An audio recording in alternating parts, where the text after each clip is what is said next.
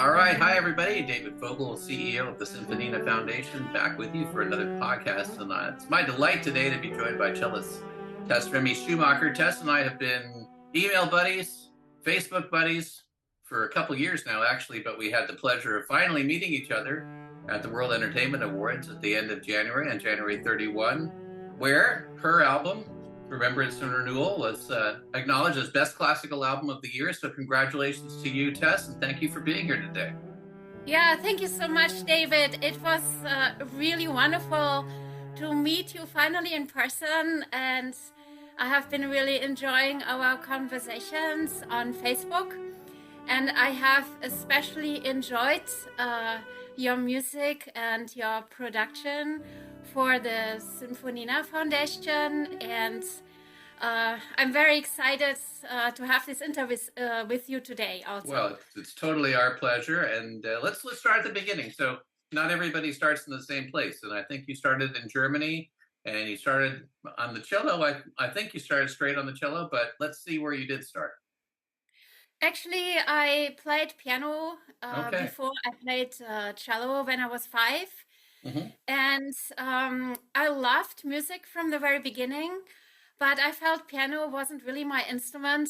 So we went to the local music school, and I was able to look at all the instruments. And at the time, the cello was the biggest instrument, and I was really impressed with the sound. So I really fall in love with the cello from the first moment I saw it. So I'm really glad they did have a cello at the time. So it really was the seed for my life, really. Yeah. Did you start on a full-size cello, or did they have a 3/4 size or something else for you that was more appropriate for your age? Yeah, they had a 3/4 size cello, but that was still a little bit big for me. It actually, there's some funny pictures around where I'm like a little beetle, like stuck behind the cello.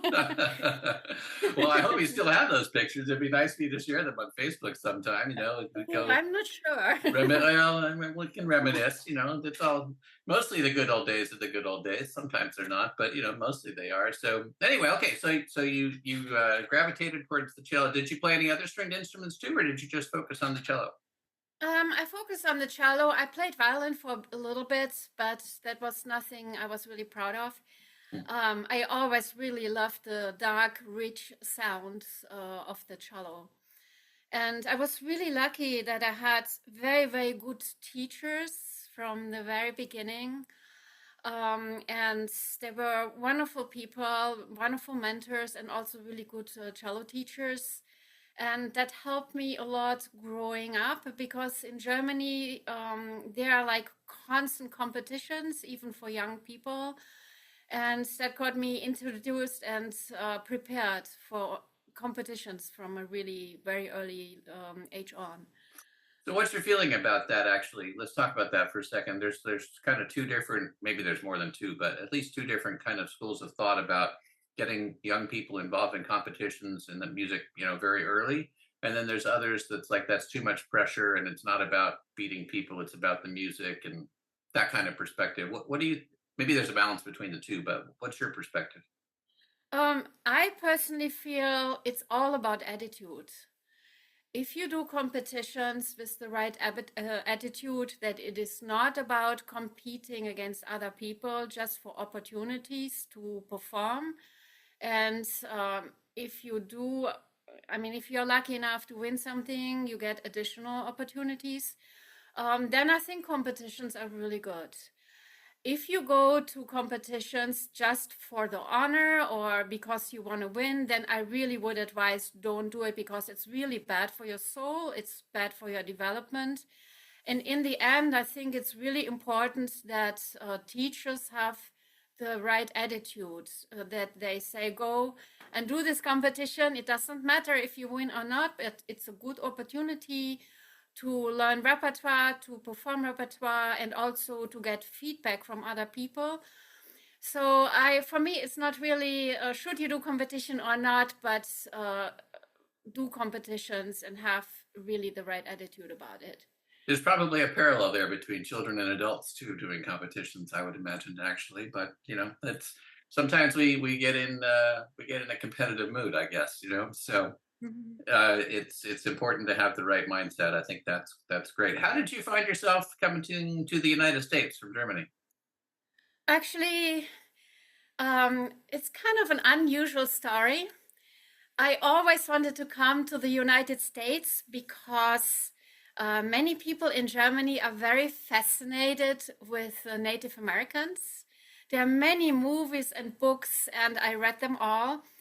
And I was thinking one day I want to live in the United States and meet Native Americans and be part or get to know the Native American culture. That was kind of the seed. And so then, when I finished my degree in Germany at the Musikhochschule, I looked where I could study in the States, and I always had dreamt about studying with Lynn Harrell.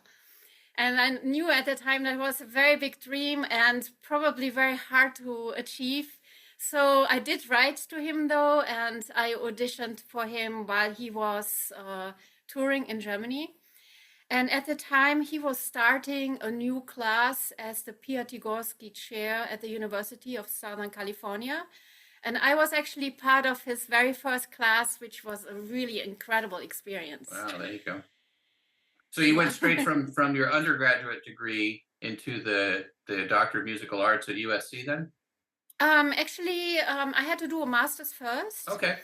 Hmm. But also, while I was in Cologne, I did take a year off because I had another idol. It was Jacqueline Dupre. And at the time, she was already very ill. And I know everybody knows about this really tragic story that she couldn't play anymore towards the end of her life. Mm. So I also wrote to her and I said, can you please take me as a student? I would love to study with you. And I had to actually try several times because at first the agency said no, she's not taking any students anymore, and I think after my fourth letter, which finally got to her, she actually gave me permission to come to London Wow. and study with her for 1 year, and that was also an incredible experience. Also a very growing experience because I mean, I was very young at the time, and I felt, here I'm this like young cellist who plays, and this incredible cellist in front of me, like a legend, was confined in a wheelchair, and it was almost creating like guilt feelings in me. I mean, just to be honest. Yeah. But she was so kind and helpful, talked a lot about phrasing and her ideas about music, colors. It was a very special time for me, actually, also. How much time did you spend with her? 1 year, exactly. Wow, that's great. Well, persistence pays off, Tess. Yeah, that's what I tell my students. Never give up. Keep trying. If you really want something. I have to tell you, in a former life, when I was very young, I was writing computer programs, and I wrote a game, and we'll leave the details out, but I submitted the game to a publisher, and it was rejected, and it was rejected again. And that's why I remember it anyway. It was the 42nd publisher that I submitted it to that finally accepted That's it. amazing. So fortunately for you, you got it on the fourth letter. 42 letter. But yeah, when you're persistent, sometimes good things can happen. So what was your experience like at USC then, during the master's and the doctoral program? And is that something that you would recommend for other people? Yes, actually, USC was a wonderful school. I loved my teachers, not only Lynn Harrell. I actually later came back after teaching in Australia to do my doctorate. I didn't go straight through. Mm-hmm. And then I studied with Eleanor Schoenfeld.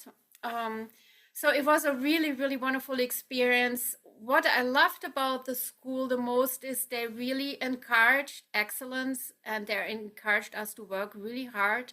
But everything was done in incredible team spirit. And, the first class I was talking about earlier, like Harold's class, we always had lessons with everybody listening. So when Harold was in town, we would have like 20 hours lessons like in that week. And we all really felt like good friends. I remember there was Like one of my colleagues, for example, Ben Hong, he's now, you know him, he's now the co-principal of the LA Phil, and unbelievable cellist. He was at the time 19 years old, would play anything like God, you know. And still, when he was in class, he was so supportive, so kind, and that was the general atmosphere, which really showed me how important it is to have this support system. And that's actually something I try to create in my own class. It's not about who plays better or faster. It's about we are all a team and we need to support each other. And this is probably the biggest thing I took away from USC, in addition to the obvious that the lessons were incredible and the classes were fantastic. And it was just a really wonderful time. When you finished your DMA, did you go straight to being in academia then and teaching after that, or was there anything else that happened in between? After my master's, I went back to Germany, and I had consecutively 2 principal positions in chamber orchestras. Okay. One touring orchestra and one local orchestra, and that was also a really nice experience. But already at the time, I had this big wish that I wanted to connect to a younger generation and teach. I'm really passionate about teaching. So I looked at the time for a teaching position, and the first position which actually came up, which I was aware of, was in Australia. Oh, wow. Okay. So I did actually move from It's Cologne. closer than the moon, but it is far away. Yeah, yes. yeah. Yeah, I didn't realize it was a lot of travel always. And I got this position at the James Cook University in Queensland. Oh, yeah. And it was also a very nice time. The only thing is I still played a lot of concerts. And I remember once I had to travel 72 hours within 4 days just for one concert in Germany. And I was thinking, this is ridiculous. I don't want to do this for my whole life. Yeah. So I was looking for something closer. And I did apply for a position in America. And the head of the search committee called me, and I'm eternally grateful for him. He said, we love your resume.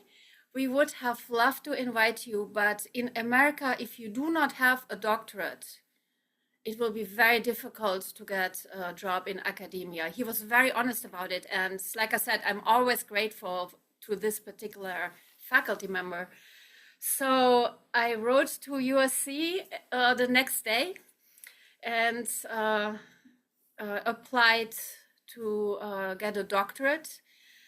And it was really a little bit stressful because I wanted to keep my position in Australia and get a doctorate in the States.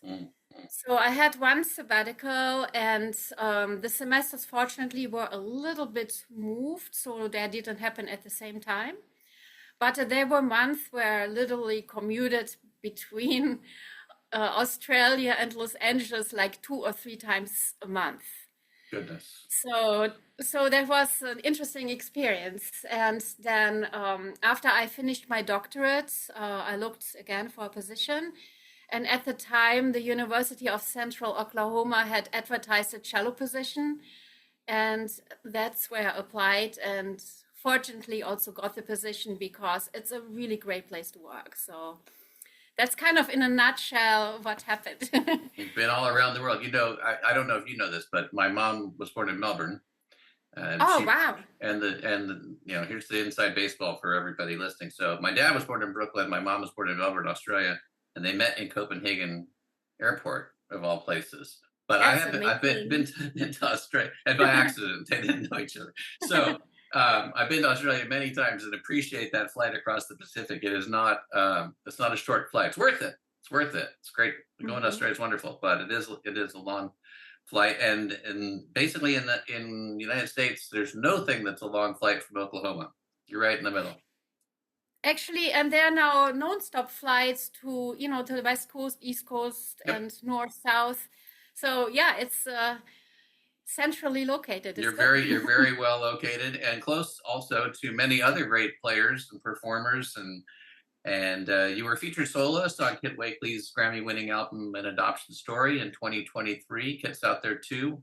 Kit was on a podcast with us some time ago now. What was it like working on that album, which went all the way and won a Grammy? Actually, Kit Wakely and his wife Melissa, they are the most generous and warm-hearted and kind people you can find. So and he actually also lives in Oklahoma. So we found each other to collaborate through common friends. And the origin of the track I played on his adoption story was actually a commission. I had asked him to write for one of my previous albums, Asa. That was an album which I put together to benefit foster children. And about when we worked on Asa together, we got to know each other, and I loved this particular composition. And this solo composition was actually the foundation for the Asa track on his Adoption Story album. And I felt it was a really great honor for me that, first of all, he would write a piece for me, and then also that I was included on his album, because I just say how it is, I mean, there's so many incredible musicians in our world and so many people to choose from. So me personally, if I get this opportunity, or actually really any opportunity for any album, I'm very grateful. Totally understand. Let's talk about your album, Remembrance and Renewal. What was the genesis of leading that effort to get that album out? In 2021, both my husband and my family, our combined families, went through incredible losses. I mean, we really lost all our parents. And for me, music is really a way to heal. And that's part of why I play, why I play concerts, why I teach. I really feel it's creating a better world, and it can help you to change grief into a healing medium.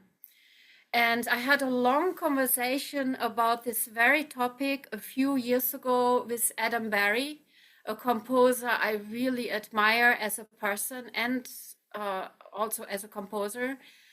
And at the end of the conversation, I said to Adam, we had such an incredible conversation. I so love your music. Would you consider to write me a piece about this very topic? And Adam agreed to write me this particular composition, and it was for cello and piano. And this was the seed for this album, and all the remaining pieces have a connection to either remembrance or to overcoming grief, or the renewal process, which I think music can really help to find a new way, not to forget the grief, but to kind of find a way to incorporate grief into your life and change it into loving memory. And all like I said, all the pieces, there were wonderful compositions also by Connor Chee, Zach Daniels, Sam McGrill, some repertoire pieces as well, Vivian Fang Liu, the wonderful pianist, she made an arrangement of a Billie Eilish song.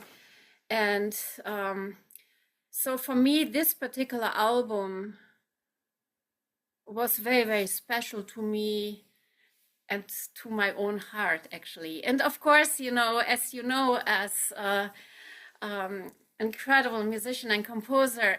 While you do an album, this is always your most special one. But I really have to say, Remembrance and Renewal is really my most special album, I think. Well, and I appreciate that, and maybe it always will be. You know, when you create music, that I'm guessing all of your music comes from the heart, but when it comes from loss and everything else that you just described, you know, it has a special place. And I can appreciate, you know, you create any number of other things that are great, but that other thing will always have its special place, right?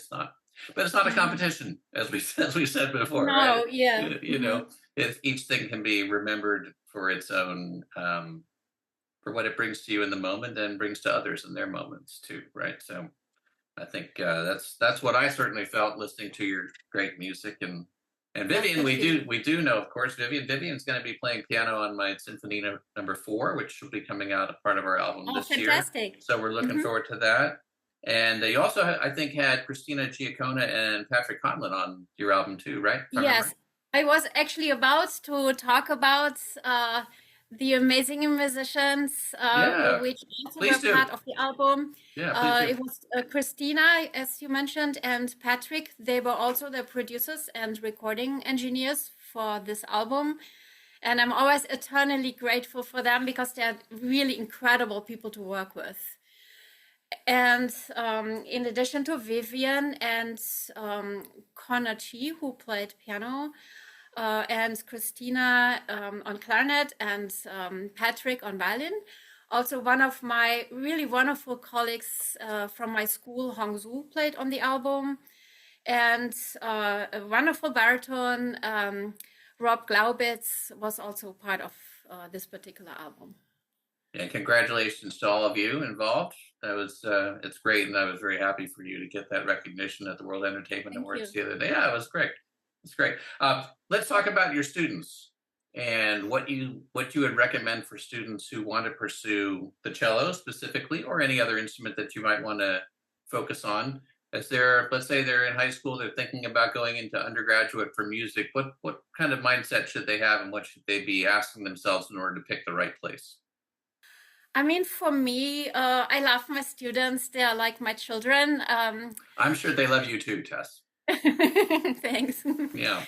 So for me, the most important thing for a student to consider is to find the right teacher.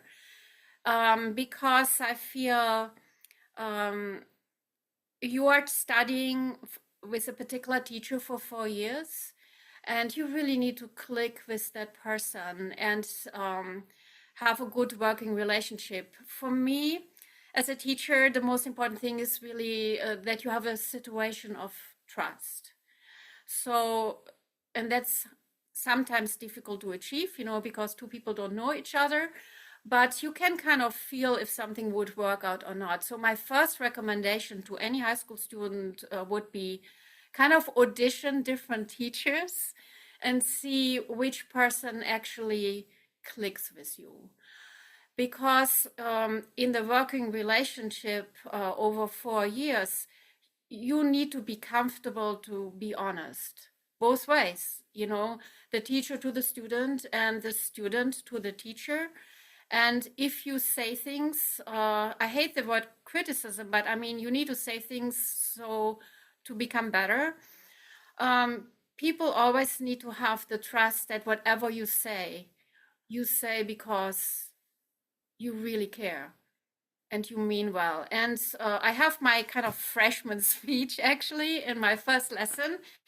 And that's exactly what I talk about. I said, it's very easy for me to just smile at you and say you're great, but I really care for you. I want you to be as successful as you can and as happy as you can be. And for this, you need to trust me that whatever I say, I mean well. And if ever you feel I say something and you think, ooh, this is kind of funny, I trust you that you tell me, look, this was really something I didn't understand or I disagree with.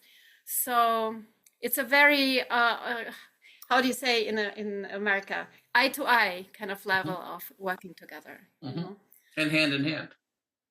It would be And another metaphor. Yeah, eye level, seeing eye to eye and being hand to hand. Yeah, right. Well, yeah, I think that's. I mean, that's great advice for really any student of any topic, whether you're in music or any other art, or I would say even math or engineering or whatever. If you are going to be spending close time with someone who's a professor, you do have to click with them. Otherwise, it's a long time. I know. I And know. it's a long time probably for the professor too. So it's best to take those times to do those interviews, as you just said, and check it out. Make sure too probably that you like not just the professor but the overall environment. But I'm guessing at University of Central Oklahoma, everybody's very welcoming and very encouraging. That's been my experience, certainly. Actually, it's a wonderful school. It's not a huge school. We have about, it changes, 300 or 350 music majors. But what I like about the school the most is it's this team spirit I was talking about. I found at USC that actually happens at my school as well. People really support each other. I can come to work and everybody is kind, and if one person is successful, people are really happy for you. And I have to say, from talking to my colleagues and friends, sometimes a competition can take over. But at our school, it's really like a family. And that's one of the reasons I really wanted to stay for my life. I have been at UCO a really, really long time because of this incredible spirit and team spirit. It sounds great. Well, we're early in 2025. What do you have planned for the rest of the year? Actually, Remembrance and Renewal will have a second volume. Yay! Yeah, there are pieces I wanted to include, but last May I got very, very sick. So I decided, fortunately, everything's good now, but I had several surgeries. So I wanted to have a continuation of my first album. So there will be Remembrance and Renewal 2.